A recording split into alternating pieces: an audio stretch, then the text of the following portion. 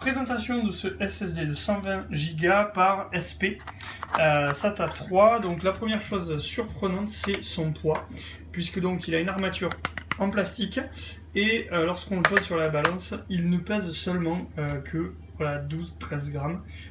Donc ça pèse vraiment rien pour les portables un peu lourds, c'est idéal. On va donc insérer ce SSD dans un boîtier. Je peux y aller. Donc un boîtier qui va nous permettre de nous en servir comme un disque dur externe et du coup de l'utiliser avec tout un tas de choses, donc forcément en disque externe naturellement, mais aussi, on va le voir après, en disque Wi-Fi grâce à un autre produit dont je mettrai le lien dans le commentaire. Donc là, on va copier ce fichier donc de 186 mégas sur mon ordinateur pour voir un peu la vitesse à laquelle ça va. C'est quasiment immédiat. Il a fait les 186 mégas en même pas 2 secondes, donc c'est absolument hallucinant. Un exemple d'usage du SSD, c'est donc de l'avoir inséré dans ce boîtier, de l'avoir relié à ce petit boîtier qui est un Hutu Titan, auquel je vais me connecter avec l'iPad. Et à partir de là, je vais pouvoir consulter ce disque dur, donc qui est devenu Wi-Fi grâce à ce petit module, et télécharger des documents ou bien en envoyer. Donc par exemple, ici, je vais taper l'adresse qui me permet de rejoindre le Titan. Voilà. Je vais ensuite me connecter au niveau de guest, ça veut dire invité, et je vais pouvoir voilà, voir le Wi-Fi disque dans lequel eh bien, j'ai des documents, de la musique, des pictures, des vidéos. Donc si j'ouvre ici, il n'y a rien, parce que c'est normal.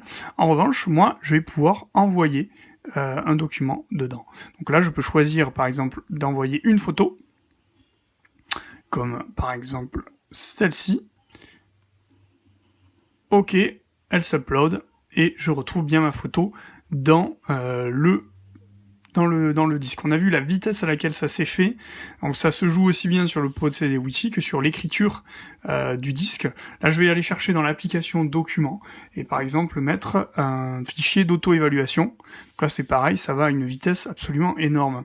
Alors je vais changer cette fois, je vais mettre toujours pareil depuis Documents, mais un fichier un peu plus gros. Par exemple cette vidéo là, taille, voilà, 177 mégas, que je vais donc uploader ici, et on va voir un peu le temps dont elle a besoin. C'est nettement plus long, même si ça avance quand même relativement vite. Donc ce qu'on remarque, c'est que ça avance vite, mais pour un débit qui est lié au Wi-Fi, hein, forcément, c'est forcément ralenti. Mais bon.